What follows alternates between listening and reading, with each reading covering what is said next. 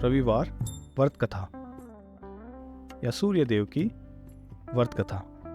आज भक्तों ने रविवार का व्रत रखा है। भगत आज सूर्य देव को प्रसन्न करने के लिए पूजा अर्चना, मंत्रों का जाप और कथा का पाठ करते हैं। हिंदू धर्म में रविवार का दिन सूर्य देव को समर्पित किया गया है। सूर्य देव बहुत कल्याणकारी हैं। सूर्य देव की पूजा और अर्चना करने से प्राण ऊर्जा बढ़ती है, कष्ट दूर होते हैं और जीवन में खुशहाली आती है। हिंदू धर्म के लोग वैदिक काल से ही सूर्य को ही सारे विषयों का कर्ता धर्ता मानते हैं और बात सत्य भी है। सूर्य देव से ही सबको ऊर्जा मिलती है। हिंदू धर्म में प्राचीन काल से ही सूर्य की उपासना और उपवास की परंपरा चलती आ रही है। तो आइए जानते हैं रविवार व्रत कथा की पौराणिक कहानी क्या है। पौराणिक कथा के अनुसार प्राचीन काल में एक बुढ़िया रहती थी। वह नियमित रूप से रविवार का व्रत करती। रविवार के दिन सूर्योदय से पहले उठकर बुढ़िया स्नान से निवृत्त हो आंगन को गोबर से लीपकर स्वच्छ करती। उसके बाद सूर्य भगवान की पूजा करके रविवार व्रत कथा सुनकर सूर्य भगवान का भोग लगाकर दिन में एक समय भोजन करती। सूर्य भगवान की अनुकंपा से बुढ़िया माई को किसी प्रकार की चिंता एवं कष्ट कभी नहीं हुआ। धीरे धीरे उसका घर धन धान्य से भरता रहा। उस बुढ़िया को सुखी होते देख उसकी पड़ोसन उससे जलने लगी। बुढ़िया ने कोई गाय नहीं पाल रखी थी, अतः वह अपनी पड़ोसन के आंगन में बंधी गाय का गोबर लाती थी।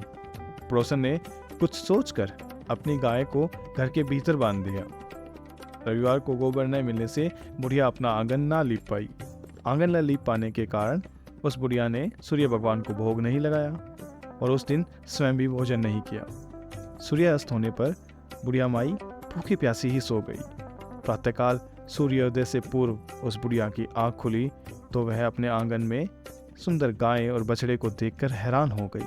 गाय को आंगन में बंधा देखकर उसने जल्दी से उसे चारा लाकर खिलाया। पड़ोसन ने उस बुढ़िया के आंगन में बंधी सुंदर गाय और बछड़े को देखा तो वह उससे और अधिक जलने लगी। तभी गाय ने सोने का गोबर किया। गोबर को देखते ही पड़ोसन की आंखें फटी की फटी रह गई।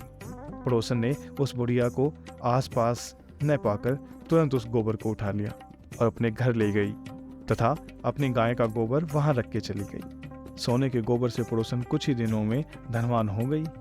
गाय प्रतिदिन सूर्योदय से पूर्व सोने का गोबर किया करती थी और बुढ़िया के उठने से पहले पड़ोसन ऐसे ही गोबर को चुरा ले जाती थी।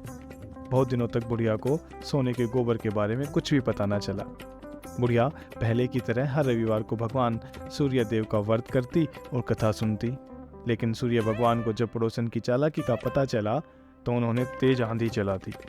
आंधी का प्रकोप देख बुढ़िया ने गाय को घर के भीतर बांध दिया।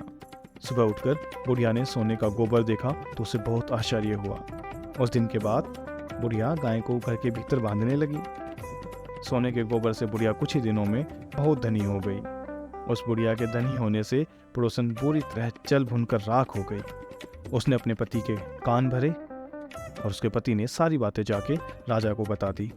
सुंदर गाय को देखकर राजा बहुत खुश हुआ। सुबह जब राजा ने सोने का गोबर देखा तो उसे आश्चर्य हुआ और राजा के मन में लालच आया।